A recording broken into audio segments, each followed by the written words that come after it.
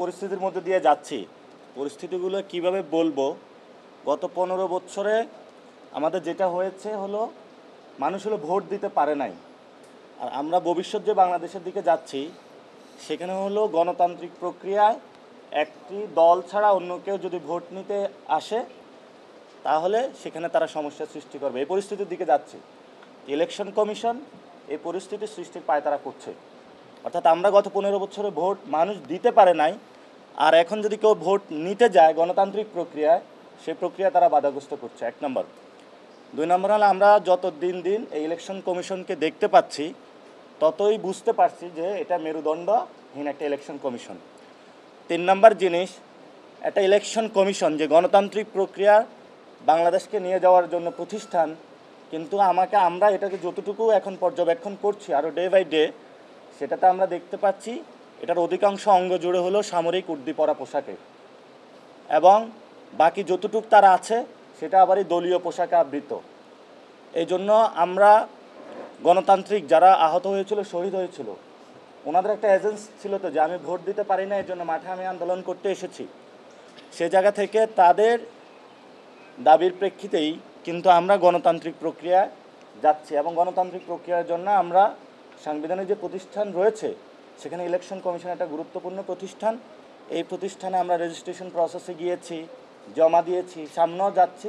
তবে এটার কোথায় কোথায় সমস্যা এটা জনগণের সামনে আমরা উদ্ঘাটন করতেছি, এবং জনগণের সামনেই আমাদের কাজের মধ্য দিয়ে ইলেকশন কমিশন যে একটা মেরুদণ্ডহীন সেটা আস্তে আস্তে প্রকাশ পাবে আপনাদের সামনে ইনশাআল্লাহ। এই সিদ্ধান্ত নেওয়ার জন্য আমরা আপাতত যে অবস্থায় আছি সেটা আমরা বলেছি যে ভোট গত 15 বছরে ভোট দিতে পারে নাই, এখনও ভোট নেওয়ার সিস্টেম নাই। যদি আমি ভোট নিতেই না পারি, জনগণ যদি আমাকে ভোট দিতে আসে আর আমাকে যদি বাধাগ্রস্ত করা হয় ভোট নেওয়ার জন্য, তো সেখানে যখন আমি বুঝবো আমাকে ভোট নিতে দিবে না, সেখানে গত 15 বছরে তো অনেকে ভোটে অংশগ্রহণ করে নাই। যদি আমাকে ভোট না দিতে দেয় তারা, তাহলে আমি কেন অংশগ্রহণ করব? কিন্তু এই প্রক্রিয়াটা এখনো এন্ডিং প্রসেসে আসে নাই।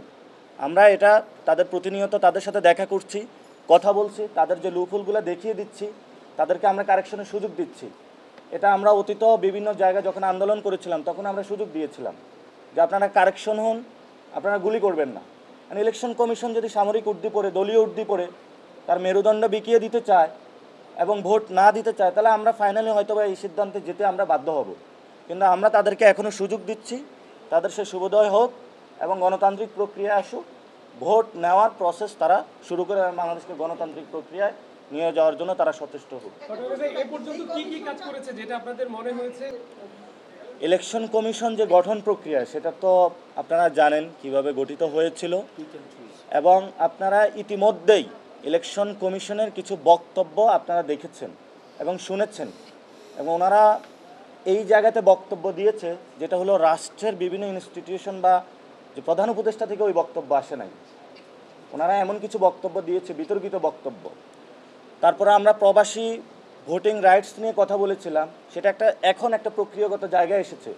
তো গত 2 মাস আগে যদি আমি বলতাম যে আমি অংশগ্রহণ করব না, আমার প্রবাসী ভাই যারা রেমিটেন্স শাটডাউন করেছে তাদের অধিকার প্রতিষ্ঠা করা হচ্ছে না, এমন অসংখ্য প্রক্রিয়ার মধ্যে আপনারা যারা এখানে বিট করছেন আপনারা এই বিষয়গুলো দেখছেন।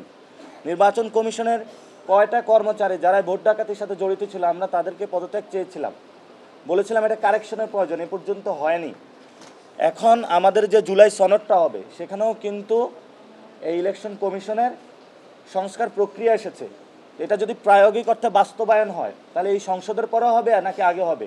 আমরা তো বলেছি যেটা এই সংসদের আগে এই জুলাই সনদের বাস্তবায়ন প্রক্রিয়ার মধ্য দিয়েই কিন্তু নেক্সট ইলেকশন হবে। সো আমরা এই জিনিসগুলো ইন্ডিকেট করেছি, এবং আপনার যে প্রশ্নটি ওনার যে বক্তব্যে এসেছে, আমরা যখন ওনাদের কাছে রেজিস্ট্রেশন প্রক্রিয়া দাখিল করেছি, ওনাদের সাথে আমাদের যে প্রতীক নিয়ে যে কথাবার্তা হয়েছে, তারা যে এনলিস্টমেন্ট করেছে, এবং তারা এখনও যে সীমানা পুনরুদ্ধারণের যে প্রক্রিয়াগত জায়গায় আছে, তারা যে ভোটার লিস্টিং প্রসেসটা চালু করেছে, কমিশনগুলো বিভিন্ন জায়গায় তাদের যে রিটার্নিং অফিসার যে অদবদল করছে, এই বিষয়গুলো আপনারা যখন খোঁজ নেবেন আপনাদের দায়িত্ব হলো জনগণের সামনে এই বিষয়গুলো উন্মোচন করা।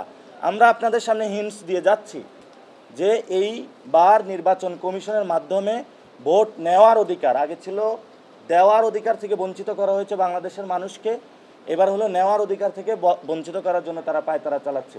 আপনারা এই বিষয়গুলো আরও একটু অনুসন্ধান করবেন, আপনারা পাবেন। আমরা এখনও ধৈর্য হারা হই নাই, যার জন্য আমরা স্পষ্টত ওই জায়গাটাতে যাচ্ছি না, আমরা অপশন বন্ধ করি নাই। আমরা আমরা আমরা যে জিনিসটা পেয়েছি, ওনারা নামাজের আগে নামাজের পরে সবাইকে ডেকে বলে যে মানে লিগ্যাল ওয়েতে কোনো কিছু পাই না, ইথিক্যাল ওয়েতে পেয়েছি। সো লিগ্যাল ওয়েতে যখন আসবে, আপনি যদি কোথাও একজন করেন, এক দুজনকে স্যাক করার মাধ্যমে সব কিছু হয় না। বাই রুলস রেগুলেশন, এটা তো আসলে আপনি যে কথাটা বলছেন এটা তো ব্যক্তি পর্যায়ে চলে যাচ্ছে।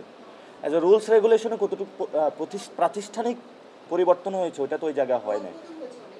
আমি বলছি যে রুলস রেগুলেশন আর প্রাতিষ্ঠানিক পরিবর্তনের জায়গা। আর সীমানা পুনরুদ্ধারের জন্য একটা খসড়া তালিকা প্রকাশ করা হয়েছে, আমরা একটা কমিটি পাবলিশ করবে, তারা পর্যালোচনা করে এটা নিয়ে ব্রিফিং করে দিব। ধন্যবাদ সকলকে।